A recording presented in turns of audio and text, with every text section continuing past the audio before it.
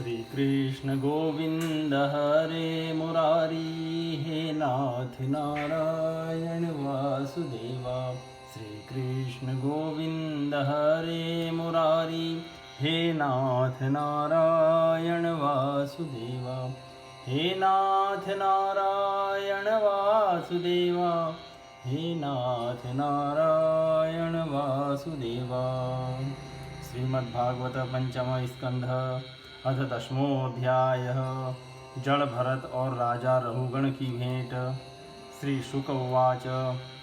अत सिंधु सौवीरपते रहुगणस्य व्रजत, इक्षुमत्यास्तटे तत्कुलपतिना शिविकावाह पुरुषान्वेषणसमये देवनोपसादितः स द्विजवरुपलब्ध।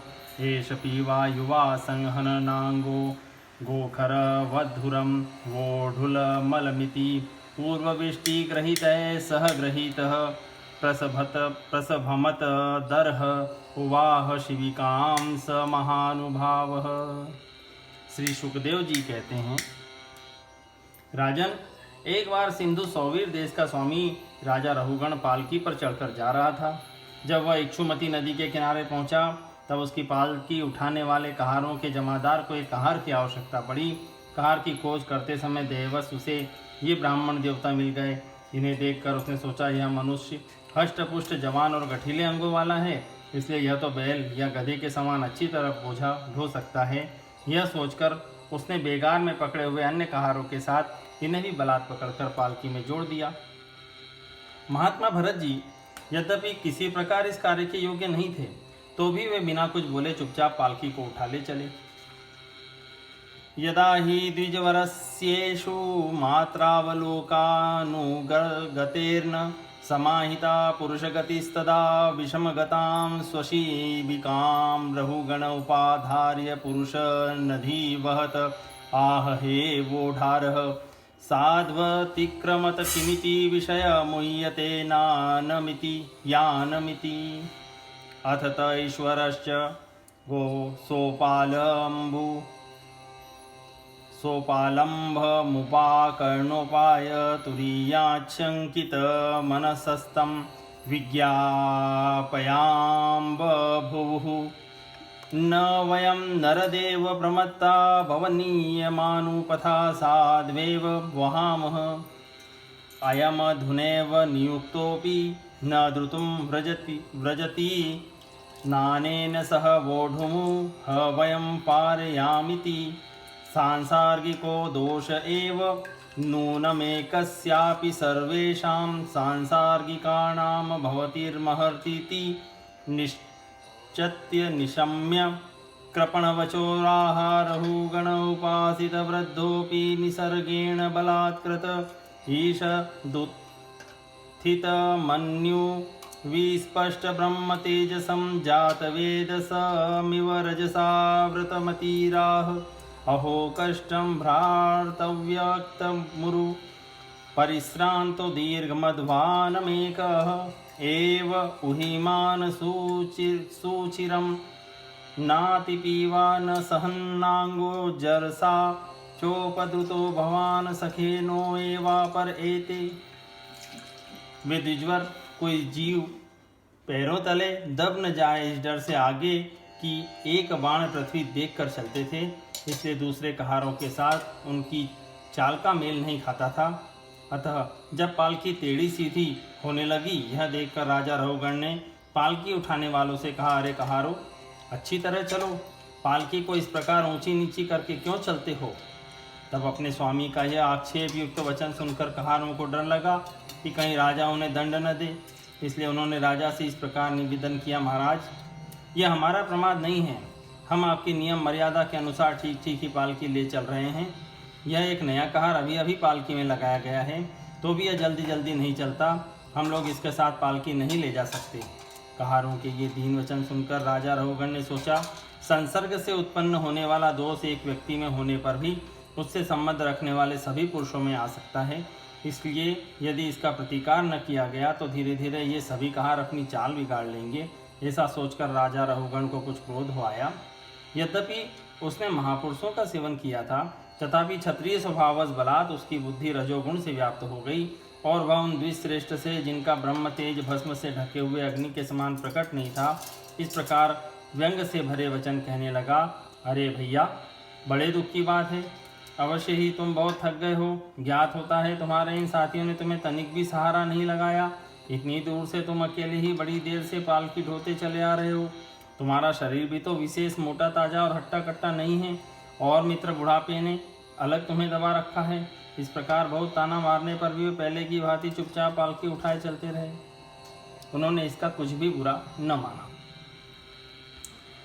संघट्टिन इति बहुविप्रलब्धोऽप्य विद्यया रचित द्रव्य गुण कर्माशय स्वचरम कलवरे वस्तुनि संस्थान विशेषे हम पेत्यनध्यारोपित मिथ्या प्रत्ययो ब्रह्मभूतस्तूष्णीं शिबिकां पूर्ववद्दुवाह अथ पुनः स्वशिबिकायां विषमगतायां प्रकुपित उवाच रहुगण किमिदमरे त्वं जीवन्मृतो मा कदर्थीकृत्य भर्तशासन मतिचरसि प्रमत्तस्य च ते करोमि चिकित्सां दण्डपाणिरिव जनताया यथा प्रकृतिं स्वां भजिष्यस इति एव बौवबद्धमपि भाषमाणं रजसा तमसानुविद्वेन मदेन तिरस्कृता शेष भगवत्प्रिय निकेतम पंडितं मानिनं स भगवान् ब्रह्मणो ब्रह्मभूत सर्वभूतसुहृदात्मा योगेश्वरचर्यायां नातिव्युत्पन्नमतिं स्मयमान इव विगतं स्मय इदमाह। क्योंकि उनकी दृष्टि में तो पंचभूत, इंद्रिय और अंतःकरण का संघात यह अपना अंतिम शरीर अविद्या का ही कार्य था। वह विविध अंगों से युक्त दिखाई देने पर भी वस्तुतः था ही नहीं। इसलिए उनमें उनका मैं मेरेपन का मिथ्याभ्यास सर्वथा निवृत्त हो गया था और वे ब्रह्म रूप हो गए थे। किंतु पालकी अब भी सीधी चाल से नहीं चल रही थी। यह देखकर राजा रहुगण क्रोध से आग बबूला हो गया और कहने लगा, अरे यह क्या तू जीता ही मर गया है? तू मेरा निरादर करके मेरी आज्ञा का उल्लंघन कर रहा है। मालूम होता है तू सर्वथा प्रमादी है। अरे जैसे दंडपानी यमराज जन समुदाय को उसके अपराधों के लिए दंड देते हैं, उसी प्रकार मैं भी अभी तेरा इलाज किए देता हूँ, तब तेरे होश ठिकाने आ जाएंगे। रहुगण को राजा होने का अभिमान था, इसलिए वह इसी प्रकार बहुत सी अनाप शनाप बातें बोल गया।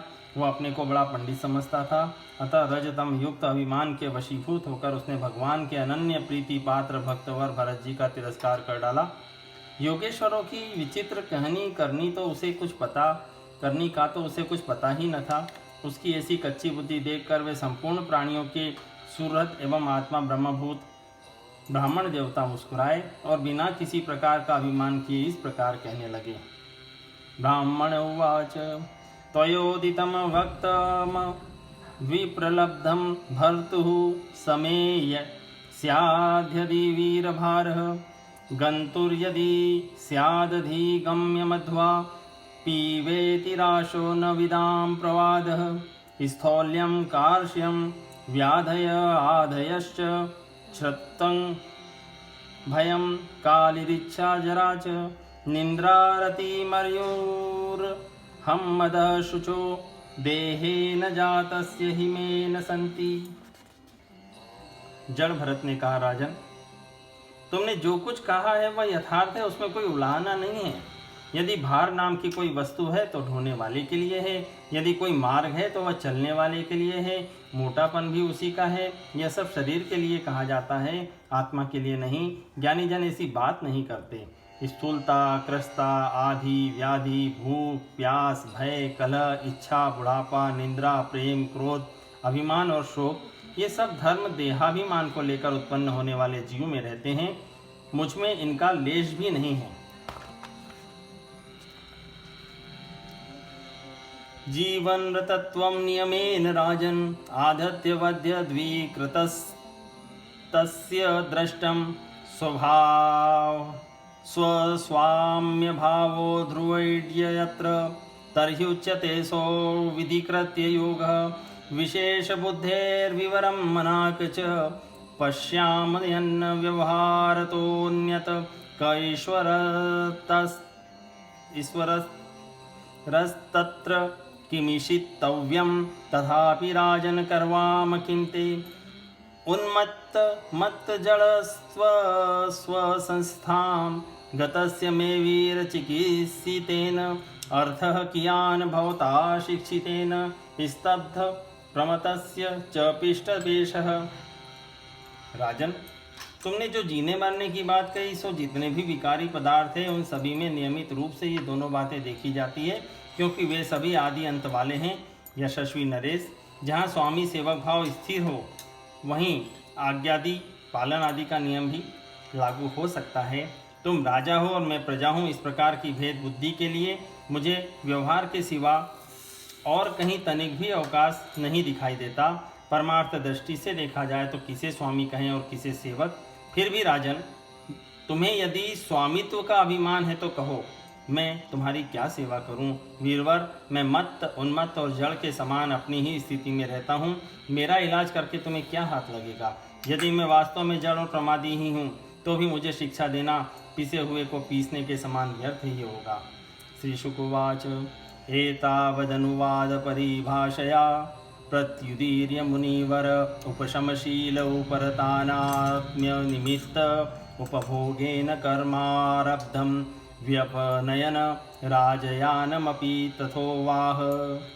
स चापि पाण्डवेय सिन्धुसो वीरपति स्तत्व जिज्ञासायां सम्यक् श्रद्धयाधिकृताधिकार स्तद्धृदय ग्रन्थिमोचनं द्विजवचसाश्रुत्य बहुयोगग्रन्थसम्मतं त्वरयावरुध्य शीर्षा पादमूलमुपस्रतः क्षमापयन् विगतनृपदेवस्मय उवाच कस्त्वं निगूढश्चरसि द्विजानां बिभर्षि सूत्रं कथमोऽवधूतः कस्यासि कुत्रत्य इहापि कस्मात् क्षेमाय नश्चेदसीनोत शुक्लः। श्री सुखदेव जी कहते हैं, परीक्षित, मुनिवर जड़ भरत यथार्थ तत्व का उपदेश करते हुए इतना ही उत्तर देकर मौन हो गए। उनका देहात्म बुद्धि का हेतुभूत अज्ञान निवृत्त हो चुका था, इसलिए वे परम शांत हो गए थे। अतः इतना कहकर भोग द्वारा प्रारब्ध क्षय करने के लिए वे फिर पहले के समान उस पालकी को कंधे पर लेकर चलने लगे। सिंधु, सौवी, नरेश, रघुगण भी अपनी उत्तम श्रद्धा के कारण तत्व जिज्ञासा का पूरा अधिकारी था। जब उसने उन द्विश्रेष्ठ के अनेकों योग ग्रंथों से समर्थित और हृदय की ग्रंथि का छेदन करने वाले ये वाक्य सुने, तब वह तत्काल पालकी से उतर पड़ा। उसका राजमत सर्वथा दूर हो गया और वह उनके चरणों में सिर रखकर अपना अपराध क्षमा कराते हुए इस प्रकार कहने लगा, देव, आपने द्विजों का चिन्ह यज्ञोपवीत धारण कर रखा है। बतलाइए, इस प्रकार प्रच्छन्न भाव से विचरने वाले आप कौन हैं? क्या आप दत्तात्रेय आदि अवधूतों में से कोई हैं? आप किसके पुत्र हैं? आपका कहाँ जन्म हुआ है और यहाँ कैसे आपका पदार्पण हुआ है? यदि आप हमारा कल्याण करने पधारे हैं तो क्या आप साक्षात सत्वमूर्ति भगवान कपिल जी ही तो नहीं हैं? नाहं विशंके सुरराज वज्रा न त्रक्षशूलान् यमस्य दण्डात् नान्यर्क सोमानिलवित्तपास्त्रा शंके भृशं ब्रह्मकुलावमानात् तदं ब्रूय संगो जडवन्निगूढ विज्ञान वीर्यो विचरस्य पारः वचांसि योग ग्रथिनतानि साधो न क्षमन्ते मनसापि भेत्तुम् अहं च योगेश्वरमात्मतत्त्व विदां मुनीनां परमं गुरुं वै प्रष्टुं प्रवत्तः किमिहारणं तत् साक्षाद्धरिं ज्ञानकलावतीर्णं स वै भवाल्लोकनिरीक्षणार्थ मव्यक्तलिङ्गो विचरत्यपि स्वित् योगेश्वराणां गतिमन्दबुद्धिः कथं विचक्षीत ग्रहानुबन्ध दृष्टः श्रमः कर्मत आत्मनो वै गन्तुर्भवतश्चानुमन्ये यथा सतोदानयनाधिभावात् समूलयिष्टो व्यवहारमार्गः स्थाल्यग्नितापात् पयसोभिताप स्तोत्तापतस्तकुण्डुलगर्भरन्धिः देहेन्द्रियाश्वासय सन्निकर्षात् तत्संसृति पुरुषस्यानुरोधात् शास्ताभिगोक्ता नृपतिः प्रजानां यः किंकरो वेन पिनष्टिपिष्टम्। मुझे इंद्र के वज्र का कोई डर नहीं है, न मैं महादेव जी के त्रिशूल से डरता हूँ, न यमराज के दंड से। मुझे अग्नि, सूर्य, चंद्र, वायु और कुबेर के अस्त्र शस्त्रों का भी कोई भय नहीं है, परंतु मैं ब्राह्मण कुल के अपमान से बहुत ही डरता हूँ। अतः कृपया बतलाइए, इस प्रकार अपने विज्ञान और शक्ति को छिपाकर मूर्खों की भांति विचरने वाले आप कौन हैं? विषयों से तो आप सर्वथा अनासक्त जान पड़ते हैं, मुझे आपकी कोई था नहीं मिल रही है। साधु, आपके योग युक्त वाक्यों की बुद्धि द्वारा आलोचना करने पर भी मेरा संदेह दूर नहीं होता। मैं आत्मज्ञानी मुनियों के परम गुरु और साक्षात श्री हरि की ज्ञान शक्ति के अवतार योगेश्वर भगवान कपिल से यह पूछने के लिए जा रहा था कि इस लोक में एकमात्र शरण लेने योग्य कौन है। क्या आप वे कपिल मुनि ही हैं जो लोगों की दशा देखने के लिए इस प्रकार अपना रूप छिपाकर विचर रहे हैं? भला घर में आसक्त रहने वाला विवेकहीन पुरुष योगेश्वरों की गति कैसे जान सकता है? मैंने युद्धादि कर्मों में अपने को श्रम होते देखा है, इसलिए मेरा अनुमान है कि बोझा ढोने और मार्ग में चलने से आपको भी अवश्य ही होता होगा। मुझे तो व्यवहार मार्ग ही सत्य ही जान पड़ता है, क्योंकि मिथ्या घड़े से जल लाना आदि कार्य नहीं होता। देहादि के धर्मों का आत्मा पर कोई प्रभाव ही नहीं होता। ऐसी बात भी नहीं है, चूल्हे पर रखी हुई बटलोई जब अग्नि से तपने लगती है तब उसका जल भी खोलने लगता है और फिर उस जल से चावल का भीतरी भाग भी पक जाता है। इस प्रकार अपनी उपाधि के धर्मों के अनुवर्तन करने से देह, इंद्रिय, प्राण और मन की सन्निधि से आत्मा को भी उनके धर्म श्रमादि का अनुभव होता ही है। आपने जो दंडादि की व्यर्थता बताई, सो राजा तो प्रजा का शासन और पालन करने के लिए नियुक्त किया हुआ उसका दास ही है। उसका उन्मत्तादि को दंड देना पिसे हुए को पीसने के समान व्यर्थ नहीं हो सकता, क्योंकि अपने धर्म का आचरण करना भगवान की सेवा ही है। उसे करने वाला व्यक्ति अपनी संपूर्ण पाप राशि को नष्ट कर देता है। स्वधर्ममाराधनमच्युतस्य यही दमानो विजहात्य घोघम तन्मे भवान् नरदेवाभिमान मदेन तुच्छीकृत सत्तमस्य कृशिष्ट मैत्री दृशमार्तबन्धो यथा तरे सदव्य ध्यानम न विक्रिया विश्वसुरत्सखस्य साम्येन वीताभिमतेस्तवापि महाद्विमानात् स्वकृताद्धि माद्रं नङ्क्ष्यत्यदूरादपि शूलपाणिः। दीनबंधु, राजत्व के अभिमान से उन्मत्त होकर मैंने आप जैसे परम साधु की अवज्ञा की है।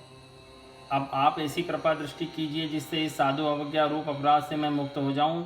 आप देहाभिमान शून्य और विश्वबंधु श्री हरि के अनन्य भक्त हैं, इसलिए सब में समान दृष्टि होने से इस मानापमान के कारण आप में कोई विकार नहीं हो सकता। तथापि एक महापुरुष का अपमान करने के कारण मेरे जैसा पुरुष साक्षात त्रिशूलपाणी महादेव जी के समान प्रभावशाली होने पर भी अपने अपराध से अवश्य थोड़े ही काल में नष्ट हो जाएगा। इति श्रीमद्भागवते महापुराणे पारमहंस्यां संहितायां पंचम स्कंदे दशमोऽध्याय संपूर्णम्।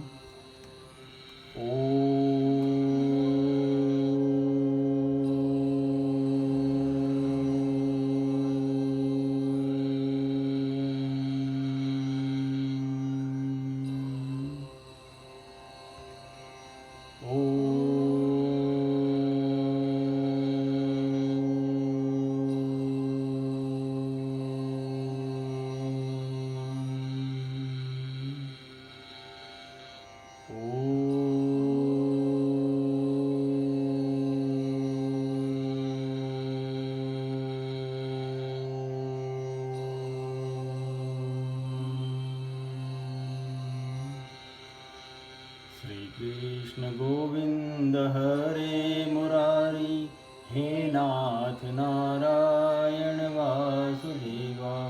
श्री कृष्ण गोविंद हरे मुरारी, हे नाथ नारायण वासुदेव। हे नाथ नारायण वासुदेव। वासुदेवा।